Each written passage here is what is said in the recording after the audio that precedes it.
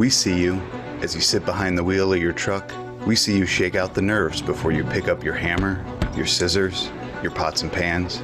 As you find new ways to keep the lights on and put the pieces back together, we see you.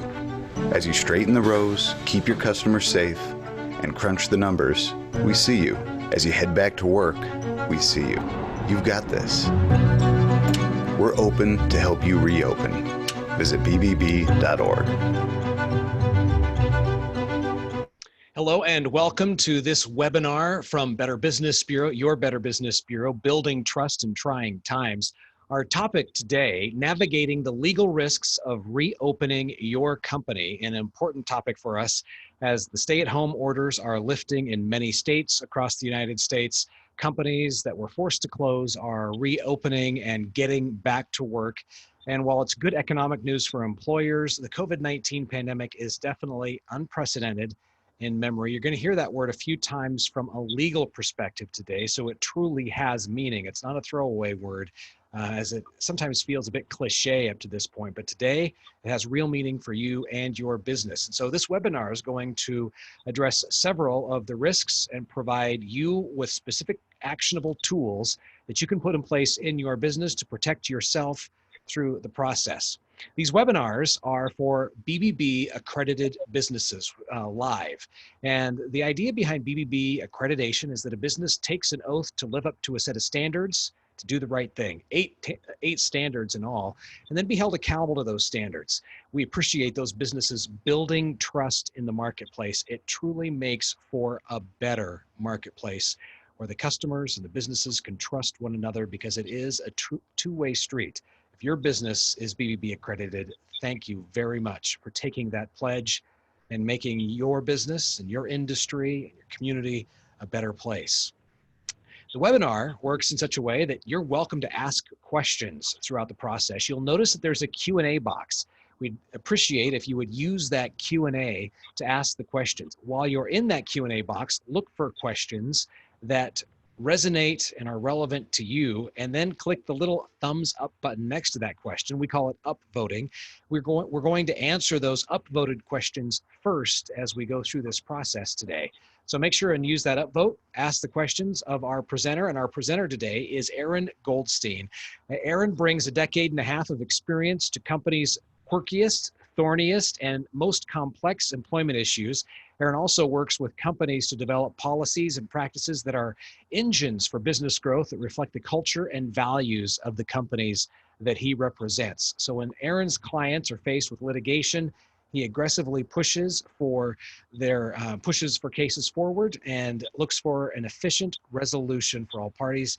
Aaron advises businesses and provides litigation expertise on all employment-related matters, from trade secret disputes and non-competition agreements to discrimination and harassment claims. Aaron, it is so good to have you with us today. You bring a wealth of experience and a lot for our viewers during this webinar. And with that, I'm going to say the floor is yours. Thanks, Dale. Just give me a second here while I get my screen shared up and we can start the presentation. I have to say, we didn't coordinate it so well on purpose, but your starting video felt like it was tailor-made to segue into my presentation, and your discussion of the ethos behind the BBB really is a great spoiler for the central thesis of my presentation, right? You talk a lot about being in an unprecedented crisis and living through unprecedented times, and you know, as you'll see in the presentation, my advice to clients fundamentally boils down to satisfying those that ethos that the BBB requires of its members. And so, without spoiling too much of the presentation before I get there, I'll hop in. Let me get started here. So we can skip the picture of me. So this first slide is a really important disclaimer here. The ground underneath our feet is changing so rapidly when it comes to the coronavirus. Like, let's put the law aside, just the medical information we know about it. Just today, I read a report that suggested that perhaps asymptomatic carriers are less likely to transmit the disease, and then a counter study saying that maybe that's wrong. The facts about the virus, the laws surrounding the virus, what companies are allowed to do, these things are changing hourly. And so you're going to hear a presentation today that's going to give you guidance that's accurate as of the moment you've heard it. But it's really important for companies to stay current. In King County and in Washington, companies were kind of caught off guard when there was a sudden announcement that all employees are going to need to wear masks as of June 8th. And, that wasn't the case just, a week prior. And so, companies have to face that issue with staying current. So I'd highly recommend that companies, you can check out www.dorsey.com/coronavirus, our resources, and you should check your state and local websites for information about new restrictions and new abilities to operate that companies have. So, this is really what we're experiencing right now. As unfortunately we predicted, this is not just a healthcare crisis, it's an economic crisis. And what we're really experiencing as a society from coronavirus is, one of the biggest mass traumas we've experienced as a country in a long time, which is now run smack dab in the middle of another mass trauma, which really isn't the topic of this webinar, but that's important to acknowledge. And it's really important for companies to adapt to what's the new abnormal and to the new changing circumstances that can change daily. And so to cut right to the central thesis of this webinar, and I always like to front load my presentations with, if you're going to only be here for 5 minutes and you can only catch the most important part, this is it. And this can sound kind of tongue-in-cheek and it can sound kind of cute, but it's really important. If there's no other piece of advice companies get out of this webinar, it's don't be a jerk. We are in a situation right now that's completely legally unprecedented. We have not dealt with in living memory a global pandemic like this. And so all of the law that's developed for addressing situations that might be kind of like this doesn't really apply. When the coronavirus pandemic first hit, we were looking at precedents about prior diseases like swine flu, and the situation is just so different. I have a similar sense to when I started talking about issues surrounding the Me Too movement, about the consequence of this. During the Me Too movement, I noticed that companies were facing a lot of consequences that weren't strictly speaking legal. You had the potential liability that you could suffer in a sexual harassment case, and that's one thing. But much more dangerous for a lot of companies was the potential loss of business by customers not wanting to be associated with a company that appears to be on the wrong side of the issue.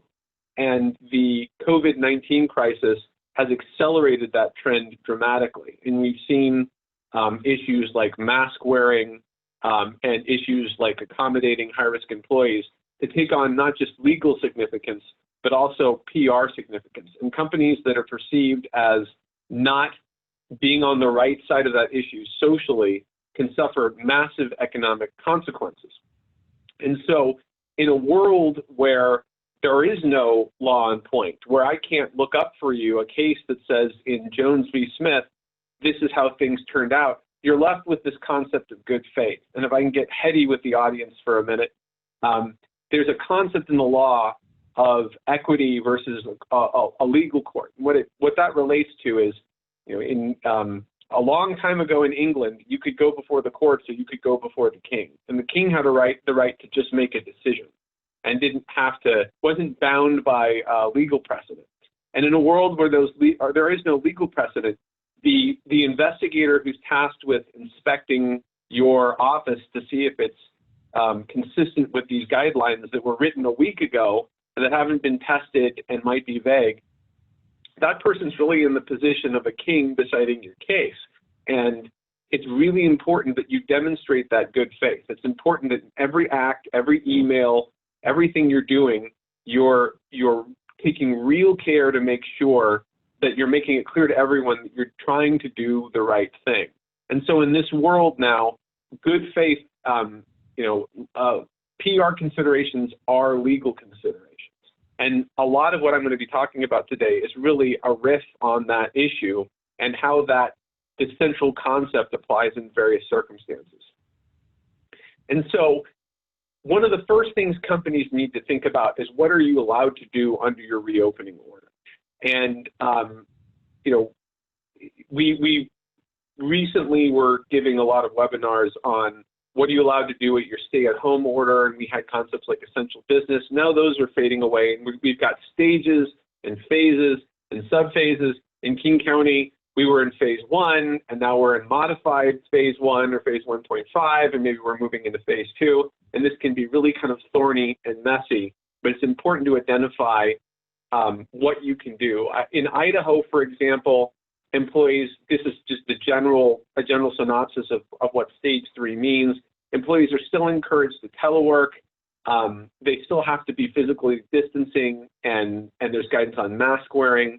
And vulnerable employees are still required to self-quarantine and to receive accommodations. And so it's really important to follow those local guidelines, and be up to speed on what you can and cannot do. Some forward-looking advice here. We have seen a whole lot of non-socially distanced behavior over the last couple of weeks. And we've also seen, aside from the protests, a lot of businesses opening up. Companies need to have a plan for a snapback. What happens if coronavirus numbers start to spike? What happens if there's a second wave? We're seeing in countries like Mexico and Brazil that were previously spared a real coronavirus impact, that impact is now materializing. And so whether or not, however this turns out, I think anyone who tells you they have a crystal ball and they know what the course of this disease is going to be is not being honest with themselves or you. Companies need to have a plan for what do they do if you snap back to phase 1. Don't be blindsided by the possibility that more people are going to have to be remote again, and that we're going to go back into a potential lockdown scenario at some point in the future. So you also, when you're deciding how you're going to reopen your business, you want to get some information on how your state, local, and I can give you some information at the federal level, how these orders are being enforced. And so it's been in the news lately that there has been a whopping 1 OSHA citation for COVID-19 related issues. And OSHA's been coming under a lot of flack for that, given the certainly tens of thousands of complaints they've gotten about failures to socially distance, et cetera.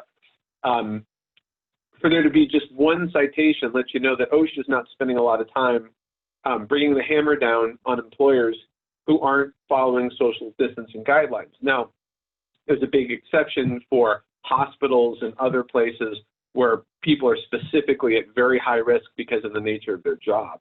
But I'm talking about like an office environment, et cetera. I can say in King County, Washington, that if there's a complaint against your company for failing to socially distance, you're going to get a nicely worded letter and a phone call first, and you're going to have lots of opportunities to fix it. And so it's important as you're developing your plan to get some guidance on what does the enforcement regime look like so far in the area you are. But keep in mind, again, going back to Goldstein's law, as I call it, don't be a jerk. What are the PR consequences of pushing the envelope? You might be allowed to slip up on socially distancing. You might be allowed to have 3 or 4 or 5 strikes. But what is that going to do to the morale of your workforce? And is someone going to take to Twitter or social media and say that your company doesn't care about its workers? And so that's really, in a case like this, it's at least as important as the legal compliance.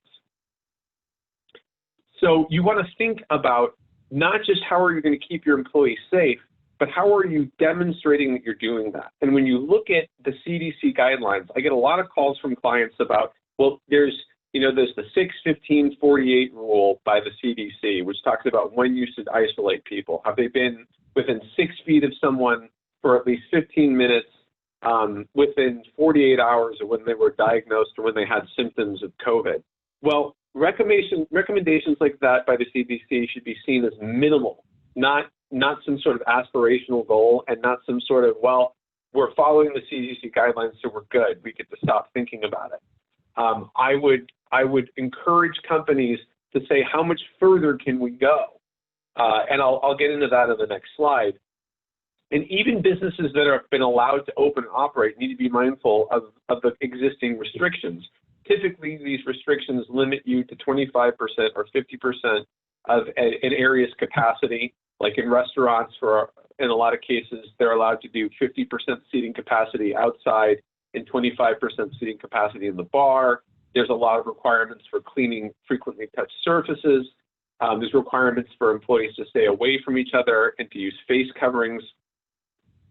So the concept that I want to introduce to folks is this idea of what are the maximum practicable safety measures you can take. And what does that mean? Well, I mean, not what's the most you can conceivably do to keep your employees safe, but what's the most you can do to keep your employees safe and to demonstrate that you're keeping them safe before it starts to really impact your business. If you've got 5 people working in a 10,000 square foot warehouse, there's no reason to have a 6-foot only minimum distance. You could do 15, 20, or 30 feet. You can tape off sections so that each employee only is in a certain area. And if they ever have to overlap, there's a handoff spot where they can hand off equipment from one person to another and minimize the interaction. Can you disinfect all touch surfaces daily, twice a day? Can you stagger shifts so that you're well below 25% in the office? And as your employees are growing increasingly sick of their significant others and children having been socially isolated or socially distanced with them for long periods of time, consider, to what extent would people like to be in the office, and to what extent do people really need to be in the office, and really prioritize those folks that have to be in the office.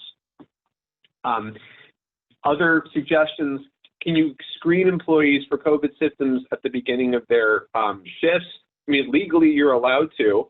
As an employer, you're allowed to mandate that employees be tested for COVID-19 before they return to work without running afoul of the ADA. And this is sort of a new world for employers, at least compared to the world employers are usually in. Typically, when employers have to worry about ADA issues, Americans with Disabilities Act issues, they really have very little room to maneuver. In the current crisis, the safety and the health of coworkers is at issue, and that's not often the case in ADA situations. And under the ADA rules, when coworkers' health and safety are implicated, employers have a lot more freedom to operate in order to protect employee health and safety. So, yes, you can mandate that employees be tested. Let me also give the other side of that coin. I've seen what it looks like for some of those COVID-19 tests, and it looks like you basically have a very long cotton swab forcibly inserted through your nose into your brain. And so when you're thinking about that, you also want to make sure that you're balancing how uncomfortable those tests can be with your other options. So, for example, if you can thin the office space to the point where people are not interacting with each other hardly at all, then maybe you don't have mandatory testing. If you're in a situation where people are working on an assembly line or in a food processing plant, maybe you need that testing because there's just no other solution that's going to work. But companies need to balance those competing factors. This I can't emphasize enough. It's really important to communicate to your employees what you're doing to keep them safe. you're going to be spending all of this time and all of this effort and all of this money keeping folks safe. You should get the benefit of it. And so it's also one of the best defenses you have to potential legal issues that arise with your employees. If you're telling employees, we've installed touchless soap dispensers, we've taped off areas in the office so you don't have to interact with your employees, we're staggering shifts, not only are you going to keep folks safe, but you're going to give those folks a lot less of a reason to balk at coming back into work.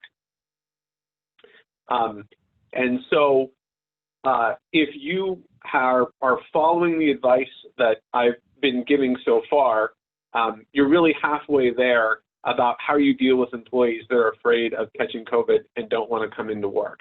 Because a lot of those employees, when you demonstrate what you're doing to keep them safe, those fears are going to be addressed.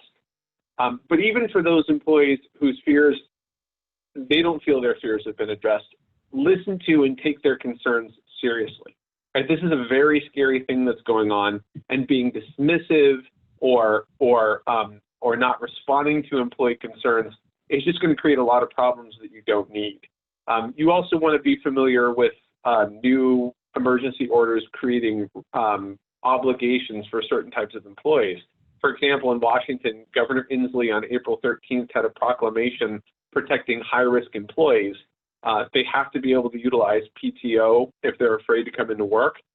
They must be provided health coverage, and you can't terminate a high-risk employee for exercising their rights under the proclamation. And anyone who's had to deal with a retaliation claim knows that what the governor was doing there was creating a really large red blinking light about potential retaliation claims if an employee raises a concern and then for some reason you terminate that person anytime shortly thereafter, that employee is going to have a very strong case for retaliation. What do you do? Let's see, I want to make sure I'm getting through the materials quickly here. So let me move on to the next topic. What about employees who take advantage of the crisis? And this is an issue, unfortunately, that I've seen come up, is that some employees, maybe someone has chronic performance issues, maybe they've got some other frustration in the workplace, so they cook something up about why they're afraid to come in, or they get a doctor's note saying that I'm stressed out and I've been diagnosed with some stress issue, and you believe it's phony. Well, just because the other side's acting in bad faith doesn't mean you get to act in bad faith. I'd say the opposite is true. I would lean into good faith. And the more you can document your efforts to keep people safe, the more you can treat employees' concerns with respect. Even if you think they're baloney, the better shape you're going to be in. When I have a client who calls me and I get their emails about a potential retaliation claim, and every email with the employee is respectful and prompt and takes the employee's concern seriously, that's a case that makes me smile. Where the employer's frustration bleeds through into the correspondence and it looks like that they're being harsh or not taking concern seriously, that's a much harder case to win. Also, really important, don't abandon your HR best practices. You want to double down on your documentation.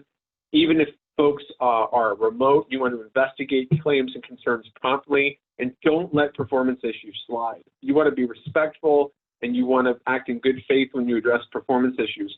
But don't let those slide, because what will happen is if you let a performance issue slide for 6, 7, 8 months and then address it, the question comes up, well, why did you wait to address it? Was it because they engaged in some sort of protected activity or made a complaint? It just makes your employment lawyer's life a lot harder if you don't stay on top of performance issues. So I want to say a few words about the types of lawsuits that employers can expect as operations reopen. So can you be sued for not taking adequate precautions for COVID-19? I get this question a lot. So I already touched on the OSHA guidance. We've seen very little in the way of OSHA citations, and really OSHA is focused on high-risk environments like healthcare providers. Next is potentially negligence claims, right? This is just your garden variety tort claim. You failed to take care to keep me safe as my employer. Well, there have been a lot of proclamations in several states that have said that there's a presumption that if someone catches coronavirus and they might have caught it in the workplace, that it was a workplace-related injury.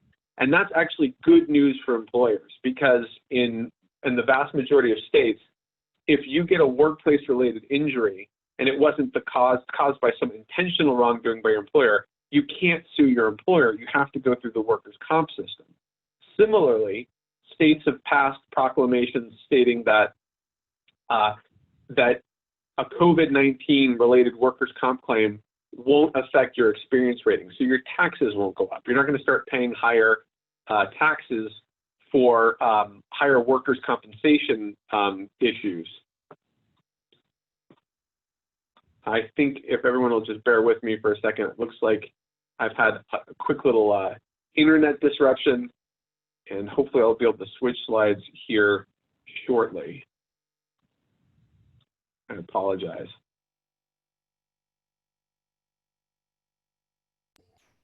We'll bear with you. I can see that we've also lost your audio, it looks like. So you can go ahead and the screen is up and we have your audio.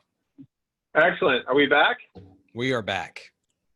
Excellent. All right. Well, thanks, everyone. This is why I did the cell phone audio as opposed to the computer audio. This is also what happens when you've got a spouse doing their own internet-based job now, and 2 children doing remote learning. So thank you, everyone, for bearing with me. A final type of claim that's related to exposure to COVID-19 in the workplace are fraudulent concealment claims. And this is really where a lot of the risk lies. If you either lie to your employees about the steps you're taking to protect them or the risks in the workplace, or you conceal those risks, that's when you're more likely to be in trouble. And so we get a lot of questions about, should my employees be signing waivers, et cetera? My answer would be no. You want to provide employees with as much information as possible, preferably from the CDC website, so they can make informed decisions. It's basically the concept of informed consent. So race discrimination issues are a potential claim. If you're treating different people differently in regards to how you're handling coronavirus, you're creating the possibility for a discrimination-related claim. Those are pretty straightforward, so I'll move on to the next type.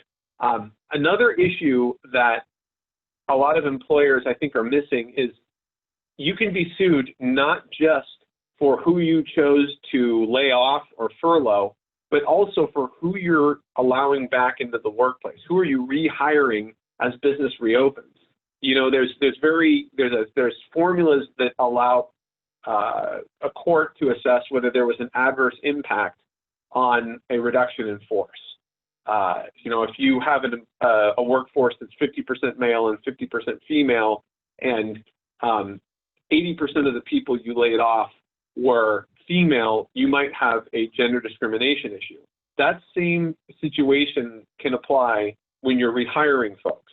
And so if your reduction in force was 50-50, but then you only rehire the male employees who were laid off, that can also be a problem. And of course, as I've touched on, you want to be mindful of retaliation claims. Anytime someone complains about safety in the workplace, anytime someone complains about their rights in the workplace, you have to look out for a potential retaliation claim. And you're going to need to show that the decision to terminate was completely unrelated to that complaint, which can be very difficult if you don't have documentation that predates the complaint. So this is, again, why making sure you're staying on top of performance issues is so important. Because if you don't, and then someone complains, it's going to be very hard to go back and then document the poor performance you failed to document before. There's a whole bunch of new law that's come up surrounding coronavirus at the federal level. One of the most interesting pieces of law was the Families First Coronavirus Response Act. And this provides 2 types of leave to employees.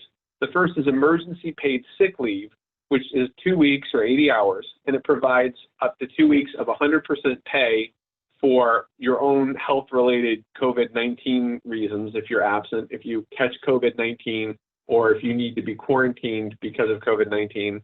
And then it provides up to 66% pay or $200 a day, essentially if your child's daycare or school is closed because of coronavirus, and you can't, there's no one to take care of your child. And so the good news about both types of leave is that it's potentially, you can claim a tax credit with the federal government for the leave you're paying.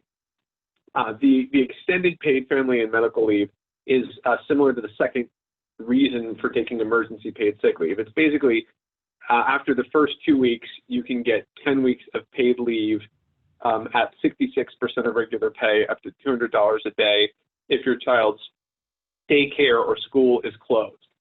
In some jurisdictions, there are laws that make this, that try to fill in certain gaps. So the FFCRA only applies to companies with fewer than 500 employees. In certain jurisdictions, they've tried locally to expand that to companies with more than 500 employees. You want to, again, worry about retaliation claims, the force field effect if someone's tried to assert their right to leave.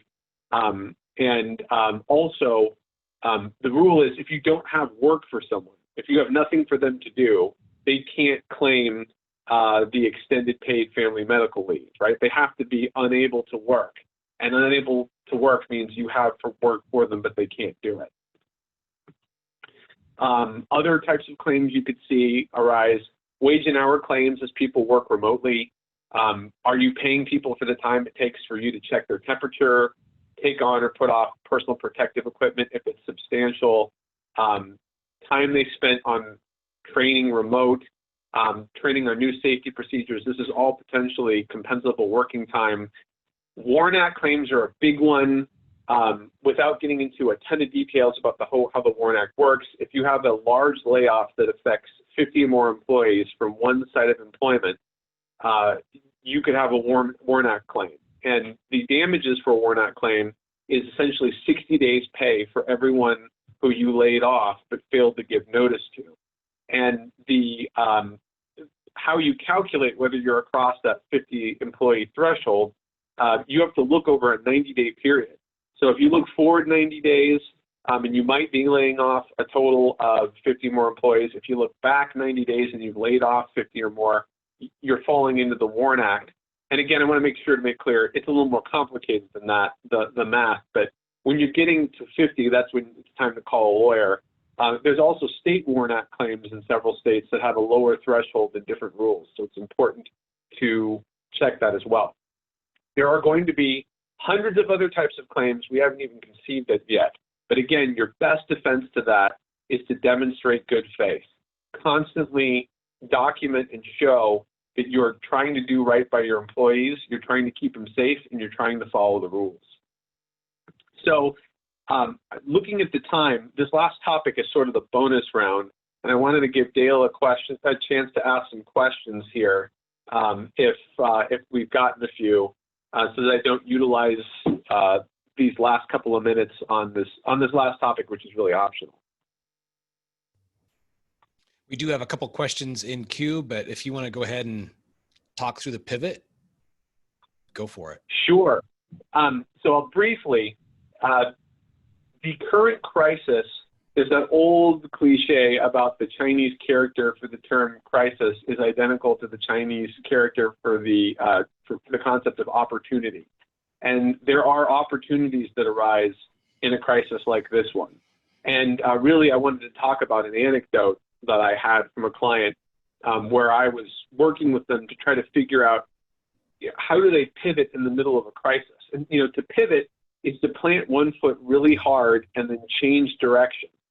And so companies that have been facing a lot of financial problems right now, they want to take a hard look at themselves and ask, what are they good at?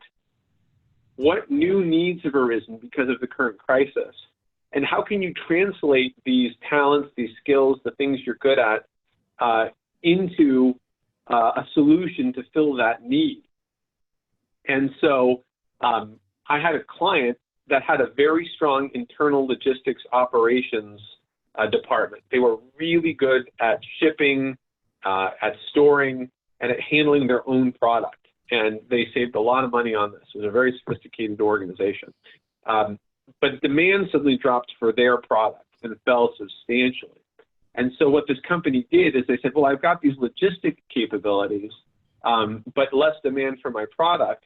But I also am aware of all these other companies that are seeing a spike in demand for their product, but they don't have the logistics infrastructure to cover. So they started offering their logistics capabilities to other companies, and they were able to charge a premium for it because the demand for these other companies' products were so high, and they were able to use this pivot to fill the valley of demand that they had, this drop in demand, to get them through the crisis. And now that demand for their own product is going up, and the demand for the other products is starting to wane a little, it's allowed them to maintain a healthy equilibrium throughout the crisis. And so it's really important for companies to be thinking about that going forward. What are you good at? What needs are out there in the marketplace? And how do you translate those skills, abilities, and knowledge into a product that you can offer to fill that demand? So with that, Dale, I'm happy to field some questions. Fantastic. Both Edward and Kara are asking similar questions, so I think we can wrap them into one. And really, it boils down into they're in a business that requires them to be in close proximity to their customers. Think about masseuse, and they're saying, what are the risks? What are the implications of a business or a business's employees infecting a customer, obviously unknowingly, unwittingly? I actually think that is a much higher risk for a company than the risk of your employees getting infected. There is a workers' compensation regime that I discussed that provides an avenue for handling that issue. But if a customer catches coronavirus, you don't have those protections. The good news for the company is it's probably going to be hard to prove that someone caught it from you at work, right? We're not at the point where we can genetically test and prove whom you caught it from. Now, if you've got a person who is one of those super spreaders who looks like everyone they came into contact with got sick, a plaintiff might be able to overcome that causation issue.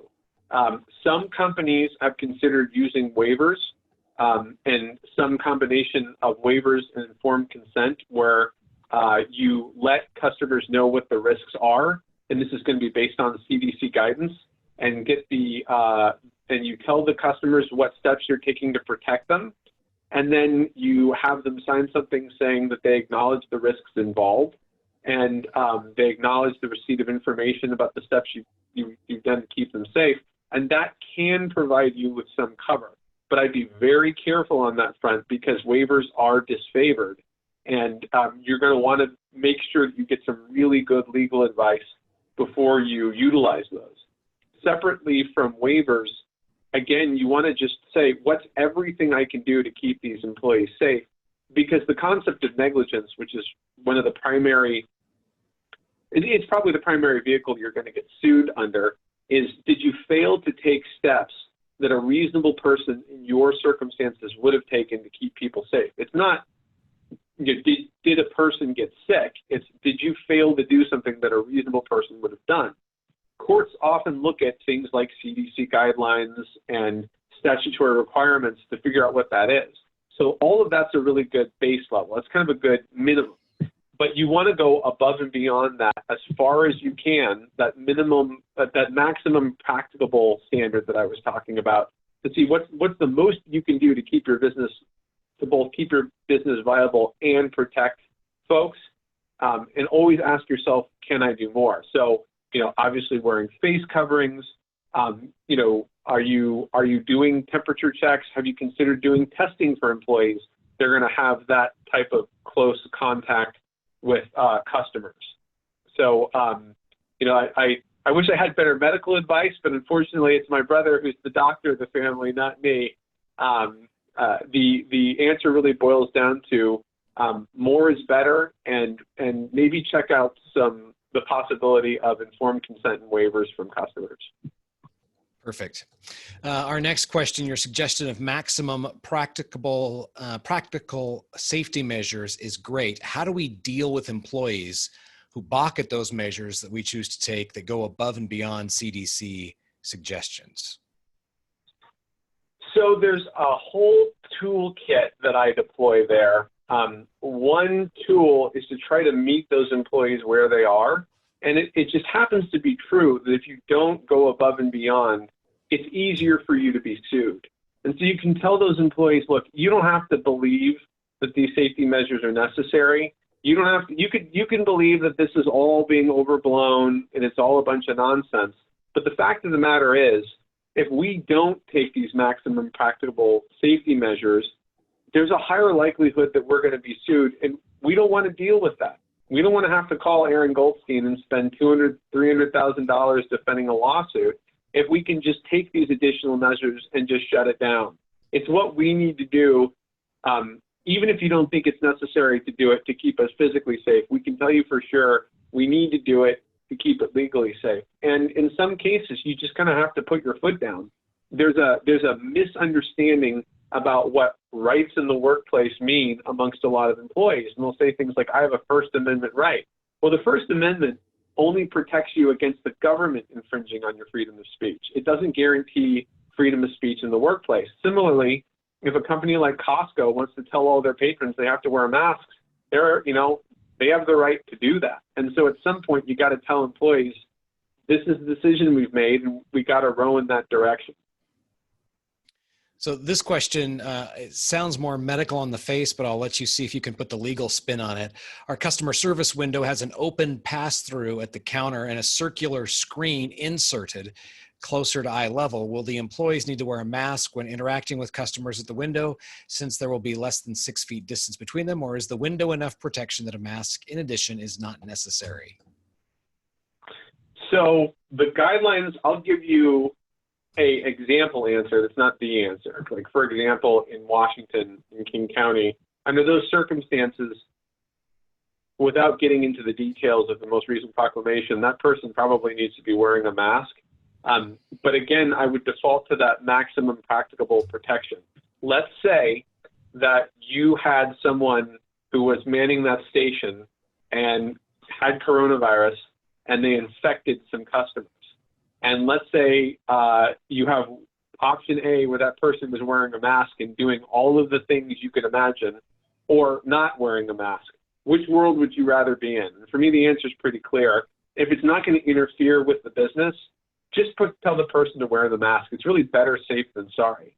And I have a conservative approach to providing legal advice insofar as if I can make my clients a little safer at a low cost to them, my advice is going to be go for it. And I think in that situation, my advice would be, unless there's a real good reason not to do it, take the extra precaution.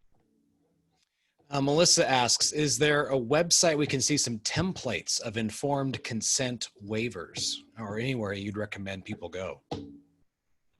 I don't have those. As an employment lawyer, I highly recommend against waivers for employees.